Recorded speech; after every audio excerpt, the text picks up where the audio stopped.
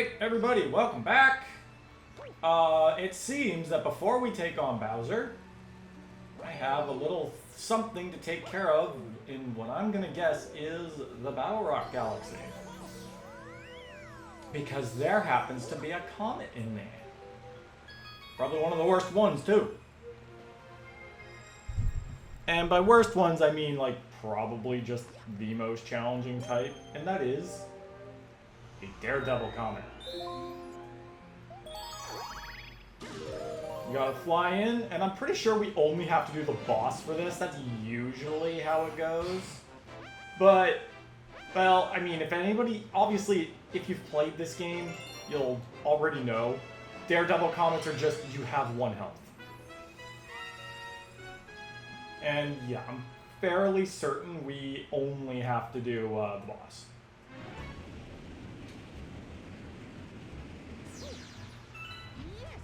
So let's not go screwing anything up.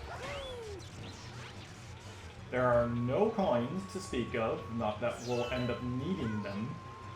But we are gonna have to definitely take care of those little creepers beforehand. He says as he immediately goes for top man guy.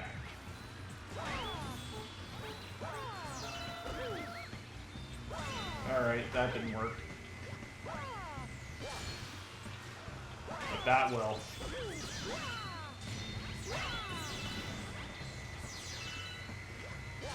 He goes right for me after I've beaten the minions, so that's good to know. Well, I already knew that, I just, again, I went full gooper blooper on this fight. Just go straight for the boss.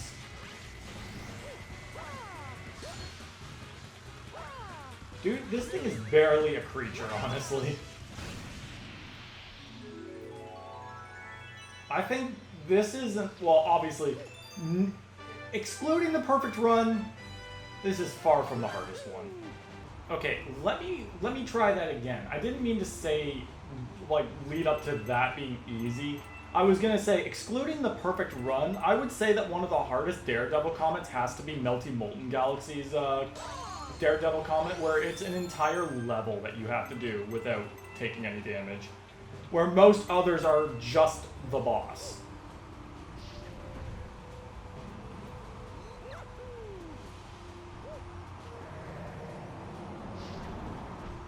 Gravity fields. I was almost about to say I can't take any damage, but I'm not under the comet effects anymore, so we're good. Those black holes, on the other hand, don't really care about what number is in front of my life. That's for certain. Neither do these thwomps. I love how Mario Galaxy and Mario Galaxy 2 just decided that thwomps don't care about your health meter. They'll just kill you regardless. Like, thwomps were not insta-kills in Mario 64. Which makes me question, why are they insta-kills in Galaxy?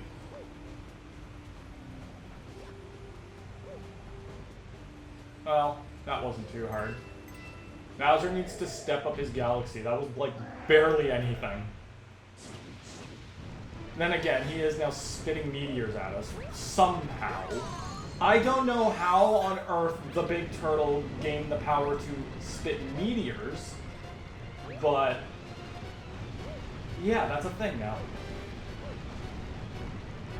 What's up, big guy? It's been a little bit.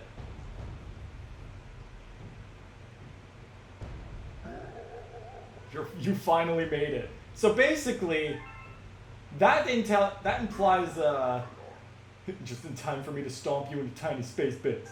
So yeah, again, him saying you finally made it implied that he knew that Mario was definitely going to survive Kamek's onslaught. Ooh, hey there, big guy.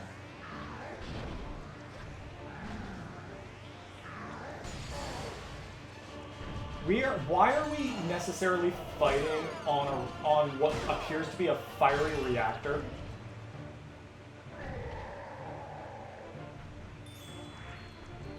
Bowser, why exactly are we fighting on a spot that can hurt you?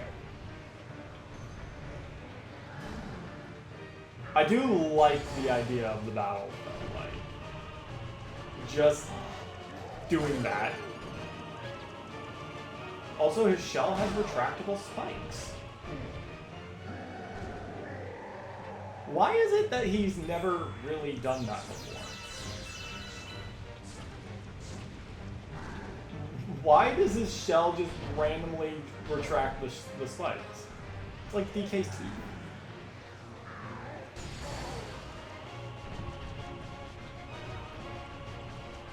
Come to Mario Bowser.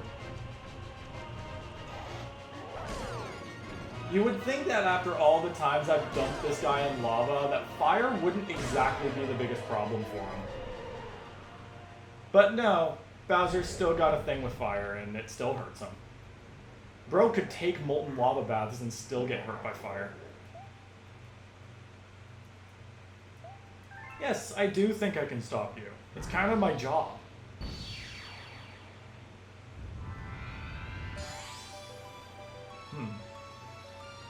So, like, without the Grand Star, does that thing just implode?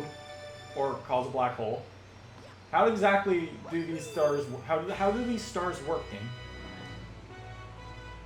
More importantly, how does the laws of space work?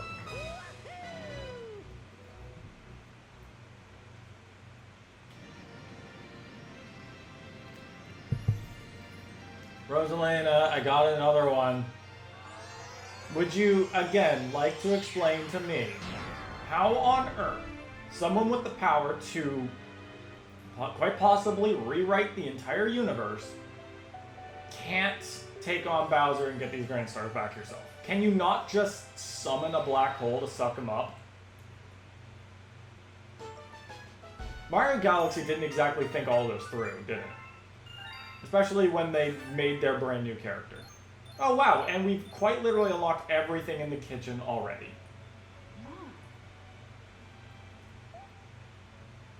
Yes, I know, you need a very specific number.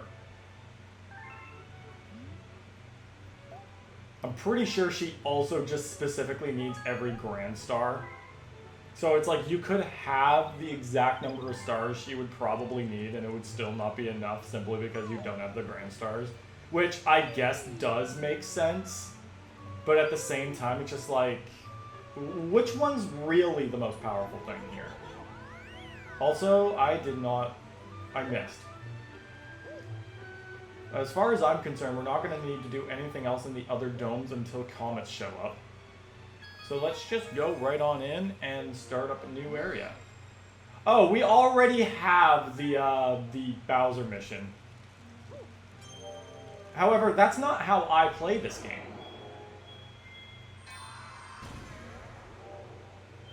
Bubble Breeze. Ghostly Galaxy. And Beach Bowl. Now, I would start with, like, the Ghostly Galaxy, because saving Luigi does unlock a lot more options. But orderly. So Luigi will have to wait. Some brother Mario is. Those star bits. Get those star bits, Mario. Perfect. Alright.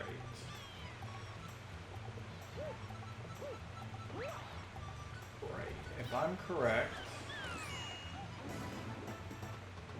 there are star chips down here. Chips? You mean potato chips? I swear, that is like... I don't know how that is the most iconic line in Sonic Heroes for me.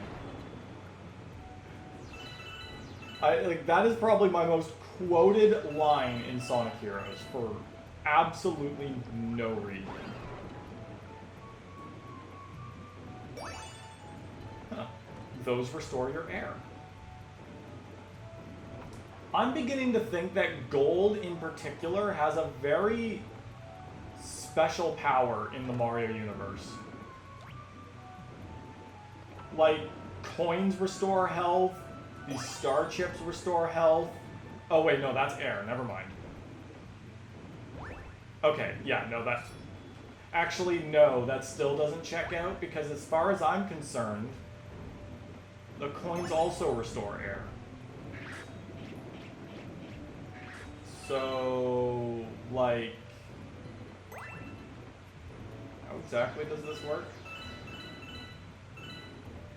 Like, some of those star chips didn't have a bubble around them. So does gold just have that power to restore health and air? Dude, you're making gold in our universe seem pretty much useless. And granted, at the same time, gold in this universe is, well, approximately like the equivalent to a penny. So, I guess, trade-off?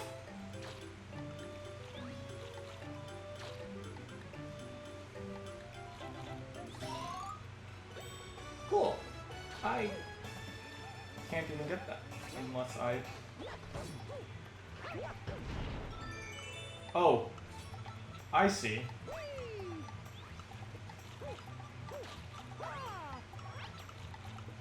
Mario, do you know exactly what you're doing?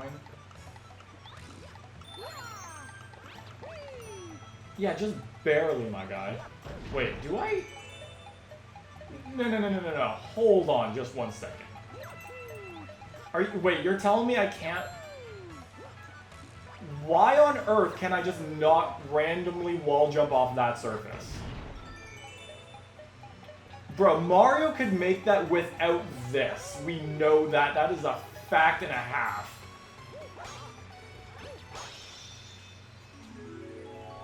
That was stupid. I could have, would have, and should have just been able to wall jump off that wall. Pretty sure this is the only example in the entire game where you can actually finish a mission out of order.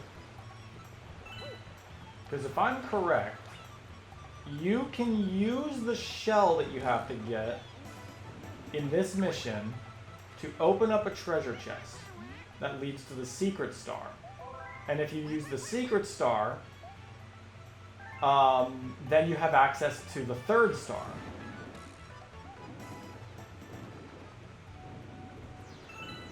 I know I just said order, but any opportunity to do things out of order when you're not supposed to is also pretty fun. Hey, bud, I need that. Now, if I'm correct, the treasure chest that leads to the secret star should be up here. Oh, whoops, I shot the shell. I apparently don't know how to play this game.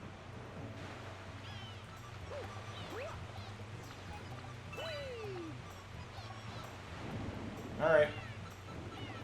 Back to the penguin.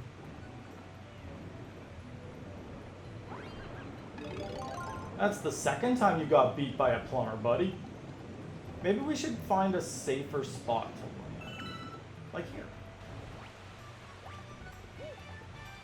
Or maybe not. Okay, so important thing is just don't shake the Joy-Con. There we go. There we go. Just screw doing things in order. He says as he insisted on not going to the Ghost of the Galaxy first.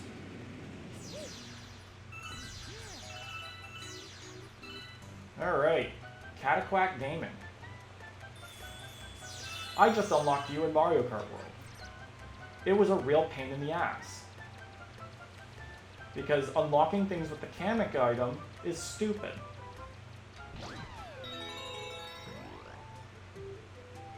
Our first real... You know, I feel like they definitely did not intend for this to be the first time you encounter Ice Mario. I'm doing this wrong.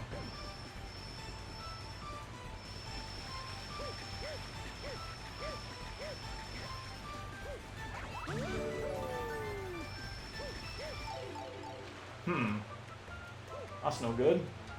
Hey, what's over here? Oh, it's just a Goomba. Guess I'm going back down for a new one. Oh, he drowned. See you later, bud.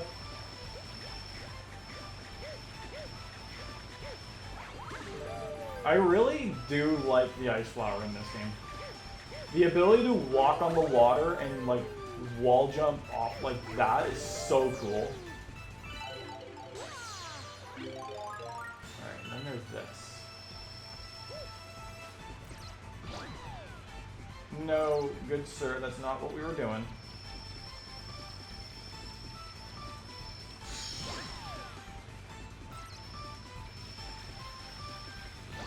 That's more like it. Thanks, bud. And thus, we have cheated the system. We now have access to the third mission, because I guess, we're not supposed to do this out of order, but Nintendo didn't notice that. I'm guessing, I'm probably going to say this will probably be the last episode for or the last star for the episode. But let's see how long it takes.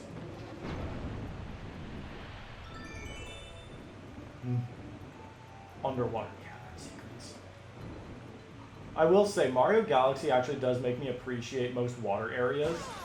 Because, like, well, Mario Galaxy 2 especially. Galaxies like Cosmic Cove or the Slimy Spring were so mysterious and I really liked them. And coincidentally speaking, they were primarily water galaxies.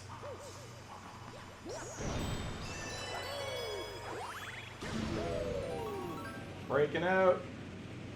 And then this nightmare of a zone. Well, if anything, it's not a nightmare here.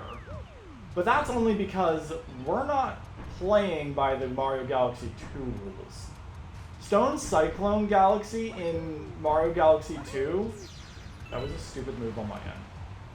It was just a nightmare because, like, the enemies were actively faster than even the fast foe Comet of this game.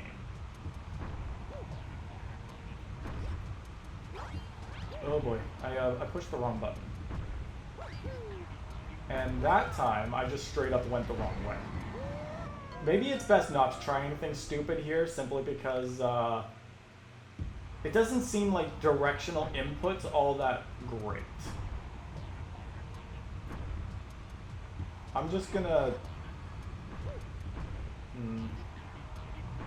No, let's still kind of be stupid, but... Uh-oh, uh-oh.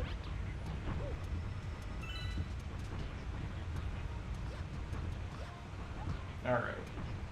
Let's maybe not get crushed. Sound like a good plan? Does that sound like a good plan to anybody?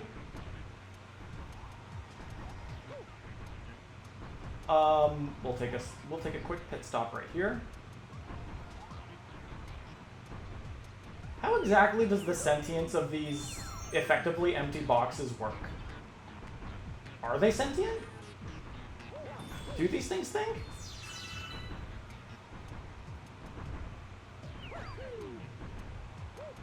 It's like, I guess, no, Thwomps make sense. Their faces move. And they can talk. I'm pretty sure Thwomps are alive, but Tox boxes? I'd probably have to get back to you on that one, because I don't think they're sentient. Alright, and that'll be it for this episode. I'm going to be 100% honest, at a grand total of 29 stars, we're making pretty good progress on this. So, I hope you guys all enjoyed this episode, and I will see you all in the next one.